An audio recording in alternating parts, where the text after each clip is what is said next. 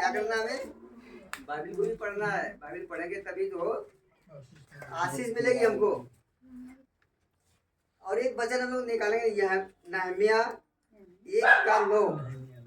नहम्याह 1:9।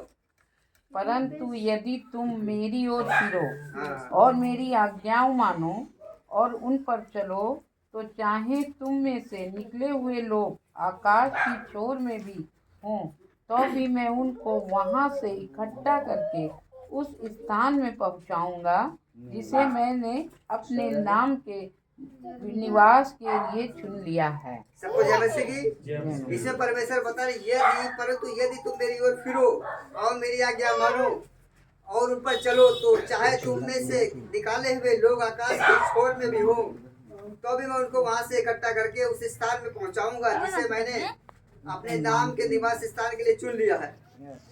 प्रभु जी कह रहे कि मेरी ओर फिरो।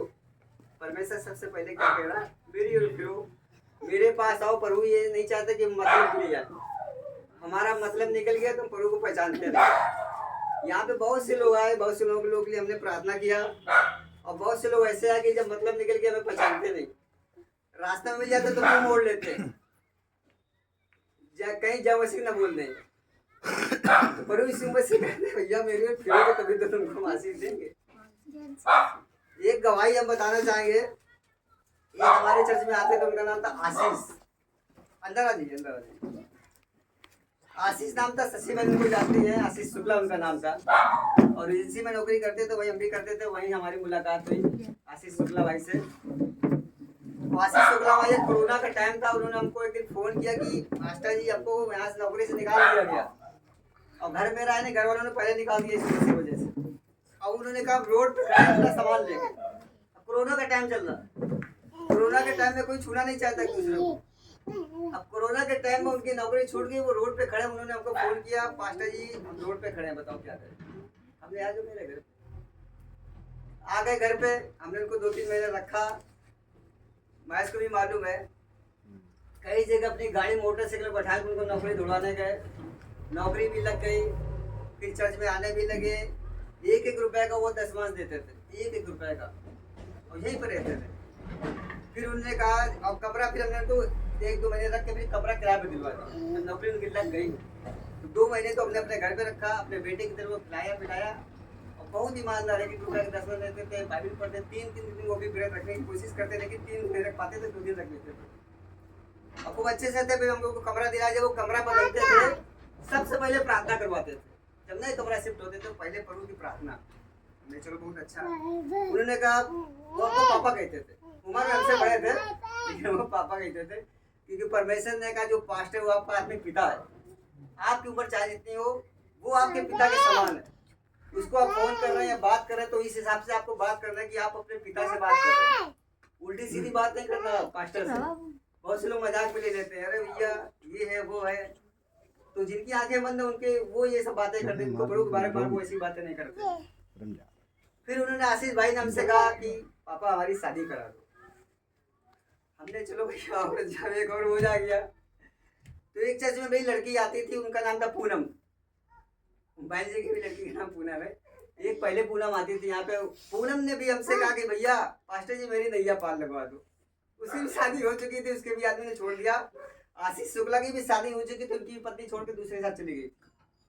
अब उन्होंने कहा, लड़की ने कहा पूनम ने, अरे पास्टर जी भैया मेरी भी नैया पार लगवा दो, हमारे लिए भी शादी करवा दो। आशीष ने कहा पापा मेरी शादी कराओ, हम अकेले रहते कमरे में, कैसे दिक्कत हो रही है। हमने ठीक, दोनों की हमने शादी करा दी। हमने उनसे एक बात कही थी कि शादी हो जाए सबसे पहले आप प्रार्थना करवाना, क्योंकि जब आप रूप बदलते थे पहले आप प्रार्थना कराते थे। शादी यहीं पे हमने कराई, 3 शादी कराई थी। 1 तारीख को चौथी शादी हमने कराई पास्टर साहब की।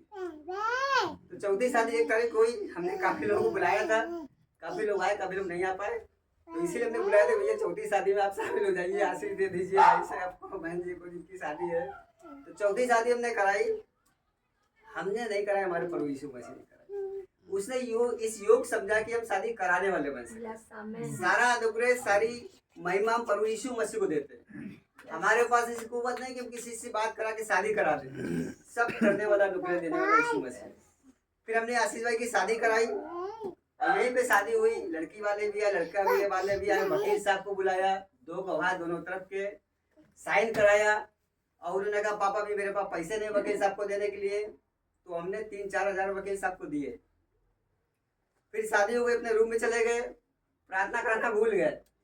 जो पैसे हमने वकील साहब को दिए वो भी चले गए मेरे, प्रार्थना कराना भूल गए, चर्च मारना भूल गए, उपवास की तो बात छोड़ो। प्रभु यीशु मसीह कहते अगर तुमने मुझे पीछे कर दिया तो कुछ नहीं कर पाओगे, वहां से बदतर जिंदगी तुम्हारी हो जाएगी।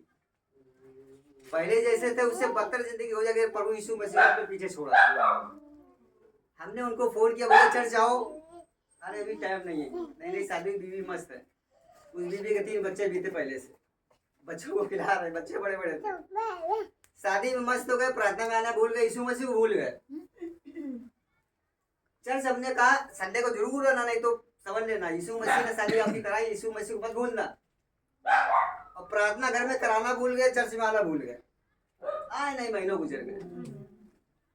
तो हमने कहा ये तो बहुत खराब है, क्योंकि हम जब प्रार्थना करते हैं सुबह 4 बजे उठ के, उपवास भी रखते हैं, और जब लोग यीशु मसीह को धोखा देते तो हमें बड़ा दुख होता है कि प्रभु यीशु मसीह आपने इनकी शादी कराई, नैया पार लगवा दिया, आप ही को भूल गए। आपने आशीष दिया, आशीष में इतने खो गए, यीशु मसीह को भूल गए, उसमें मस्त हो गए। ऐसा हुआ कि ससुराल वाले लड़की वालों ने उनको मार मार के भगा दिया, लड़की छोड़ के चली गई, ससुराल को मालूम है। फिर वो वैसे ही चले गए, पहले से बदतर जिंदगी उनकी हो गई। इस समय उनका हाल ये कि यीशु मसीह उन्होंने छोड़ दिया है, रोज दारू पीते हैं और दारू के नशे पड़े रहे, पूजा पाठ कर रहे हैं। हाँ, इन्हीं के साथ ड्यूटी कर रहे हैं इस समय। और उसके बीच में क्या हुआ, जब यहाँ से भाग गए, उनकी बीवी ने छोड़ दिया, उसके बीच में पहले उन्होंने कहा भैया पास्टर जी मेरे लिए प्रार्थना करो, कार्डियोलॉजी में नौकरी लग जाओ, आपको ऊपर इनकम बहुत है, तो 10 मास भी बहुत आएगा। हम लोगों ने मिलकर प्रार्थना की, वाइफ ने कार्डियोलॉजी में नौकरी लग गई। जब नौकरी लग गई उसी टाइम शादी हो गई, तो जब उसी टाइम शादी हो गई तो आना भूल गए, तो 10 मास कहाँ से आएगा। फिर उन्होंने 2-3 महीने बाद फोन किया, जब छोड़ के चले गए, धोखा दे दिया। जब कोई पास्टर को धोखा देता तो कितना दुख होता है। आपके लिए पास्टर रातों दिन दौड़ लगा रहा, प्रार्थना करा सुबह उठ के, यीशु मसीह भी यही सोचते कि मेरा बच्चा मेरे पास है। जब धोखा दे देगा तो कितनी गुस्सा लगेगी, दिल टूट ऐसा लगेगा, उसको देखो ना।